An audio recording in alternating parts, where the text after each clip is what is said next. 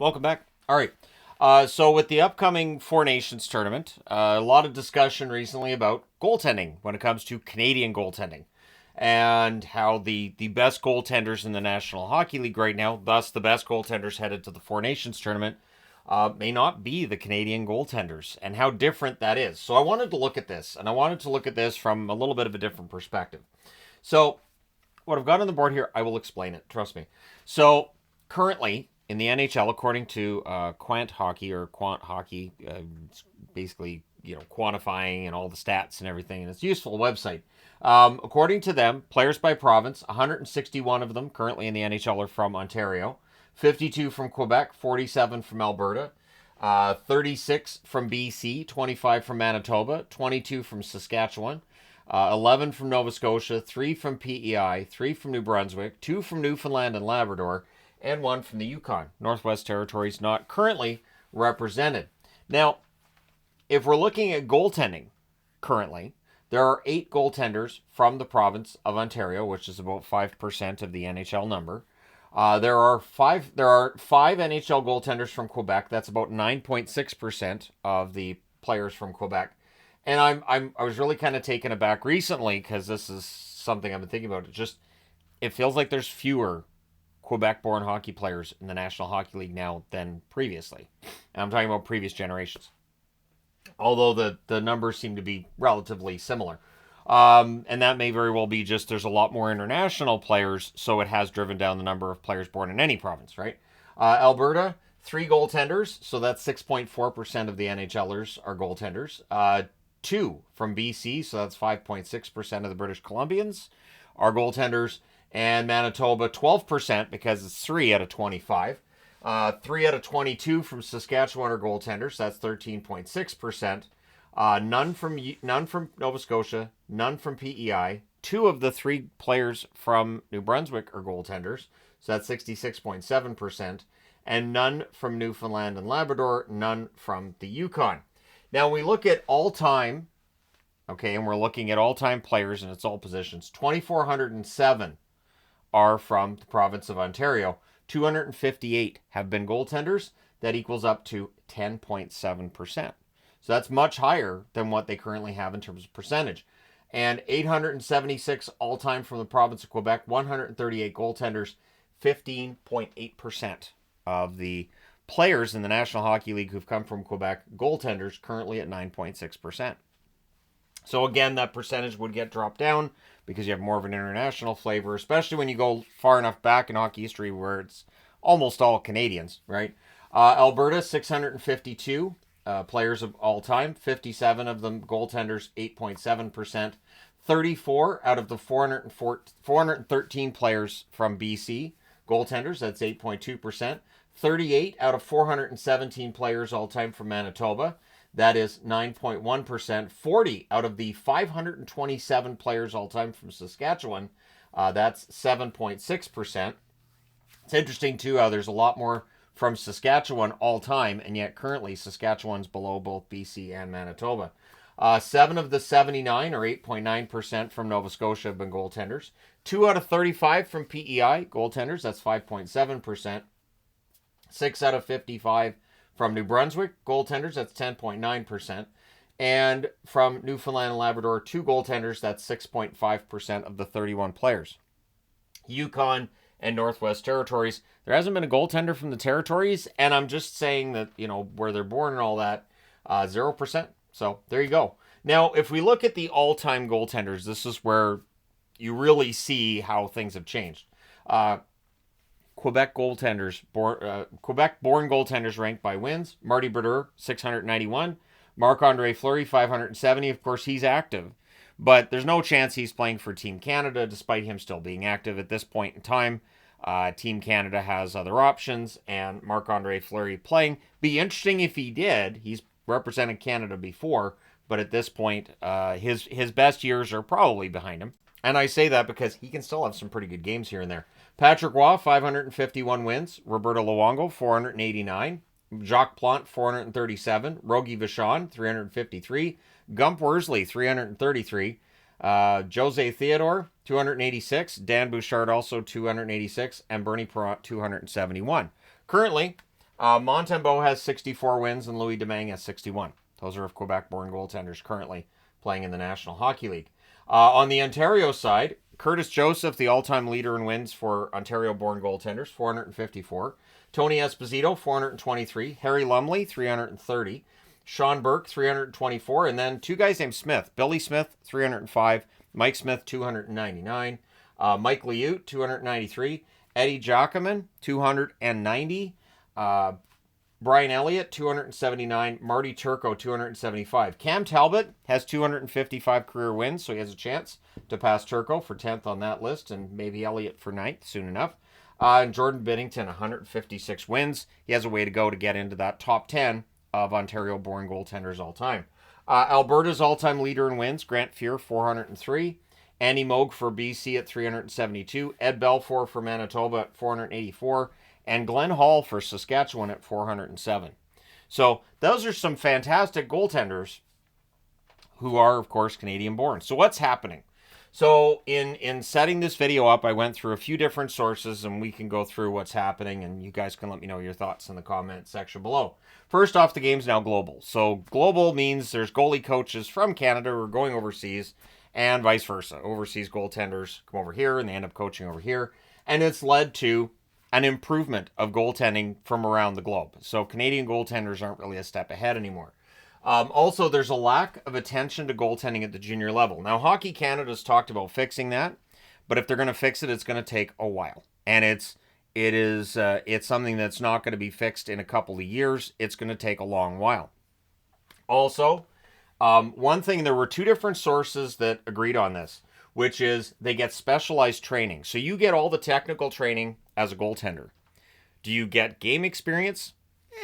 So, technically, these goaltenders are very good. They know all the technical stuff, but they don't read the play as well because that's not really what they're being taught to do. So you get goaltenders who are trained, all exactly the same training as well. The term robots I heard used by two different sources there.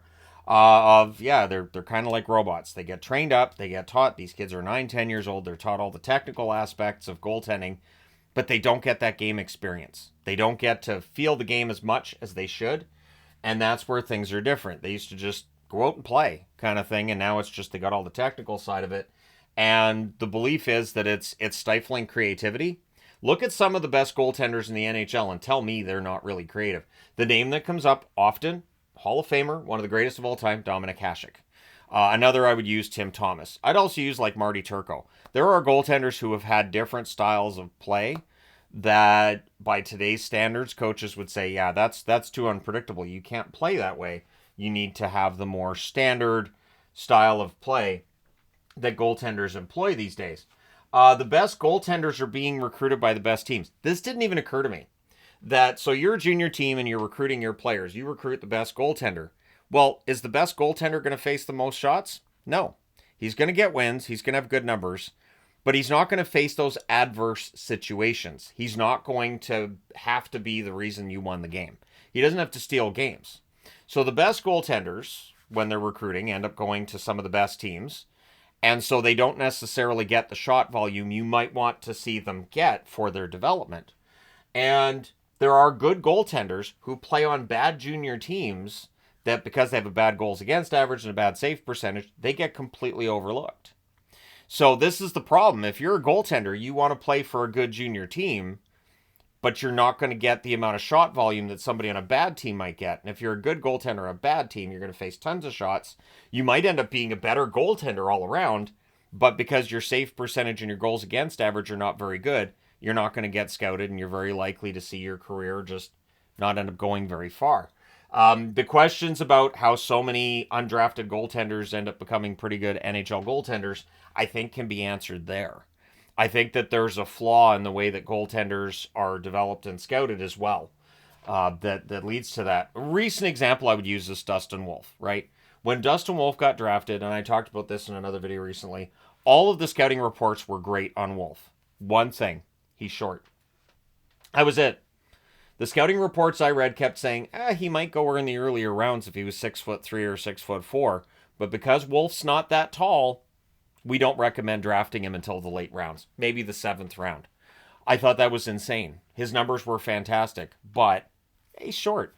I find that so weird. I find that so strange. And it's why you see it being mentioned all the time. And it's only about goaltenders. It's very rare you'll see that, oh, this defenseman's doing really well. Of course, he's only 5'9". And really, he probably shouldn't even be in the NHL because most defensemen are 6'1" and taller. Forward, same thing. You don't hear a lot of, look at how creative he is out there. Did you know he's only 5'10"? Isn't that strange? Isn't that weird? But with goaltenders, we have it now in our brains. If they're anything less than 6'2", 6'3", like it used to be 6 foot, but now it's kind of like, well, yeah, he's 6 feet tall, but I mean, could he play in the NHL?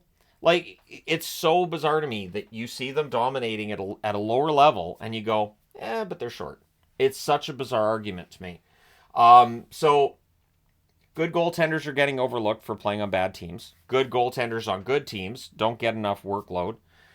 These goaltenders are trained to be really good technically, but they're not necessarily good at reading the play because they're all being trained to do the exact same thing. And how many ways have we learned just in society that we're not all robots, we don't all learn the same way. It's something I've talked about at jobs that I've had in the past where it's like, well, this guy's no good and he can't work here. And I'm like, wait. They can, you're not teaching them right, or you're not approaching them correctly. I think this person's got a really good work ethic. So if we do it this way, I think they can become a very good worker with it. We just can't train them the same as everybody else. So more money and commitments needed, which at times Hockey Canada's been a little bit less likely to hand out when it comes to that development. And one thing that I saw Kevin Weeks talking about is skating. Goaltenders need to be really good skaters, but because goaltenders are just in net, it isn't necessarily given that same amount of attention as it used to be, where they used to have to go out, do laps, wearing their full equipment and everything, and be good at it, be really good skaters. And that would obviously help with your lateral movement. That would help when you're coming out of the net playing the puck, being able to be a little bit creative with it. And it definitely sounds like this is something that has been happening on the Canadian side that isn't necessarily happening internationally. Look at the American goaltenders and the amount of U.S.-born goaltenders right now who are fantastic in the NHL. There is definitely a development issue that's happening with Canadian goaltenders. It's not happening with American goaltenders. And it is going to take, let's just say that Hockey Canada has fixed this. Let's just say that last year their proclamation that they were going to start, working on the goaltending issue is fixed. If you're talking about kids at the grassroots level at 9 or 10 years of age, that's at least a decade before you're seeing that real change in the level of NHL ready goaltenders who are Canadian born. And I feel bad because I know there are a lot of good Canadian goaltenders. It just feels like what's gone on and how it's being approached and how they're being developed in Canada, they're not getting a chance to go out there and show what they can do. I do wonder with some of what I've seen, how many good goaltenders on bad teams have just ended up being forgotten, cast aside kind of thing, and teams have missed out. So I don't know. I don't know if this is going to be resolved. Again, I'm saying in probably a decade. One other issue that to me is kind of out there is that goalie equipment's expensive. It is expensive to be a goaltender. And then the other side of it too is when you're Patrick Waugh, you are inspiring that next generation. Guys like Felix Potvin and Jocelyn Thibault, et cetera, et cetera. When you're Marty Brodeur, you're kind of inspiring that too. So one drawback of not having those premier goaltenders who are born in Canada, for a little kid right now, you're likely looking and going, okay, so all the big stars from Canada, all the ones everybody's talking about, and who get paid the big money, are usually forwards and defensemen. Well, now goaltenders have started to get some of that big money too. Maybe that'll inspire some kids as well. But let me know your thoughts in the comment section below. Again, I tried to get as much information on here as I could. I would love to see a Canadian-born goaltender do an excellent job and win Vezinas and everything. And if that ends up being Binnington, great. If Aiden Hill down in Vegas can end up, becoming a Vezina level goaltender, great. Because with goaltenders, things can change, and sometimes goaltenders play their best hockey in their early mid 30s. So we shall see. But let me know your thoughts. Do you think it's overblown? Is another question I could throw at you. But let me know your thoughts. Hit like and subscribe in the event you may not have done so already. Thank you guys so much for all your support as always. I will talk to you again soon.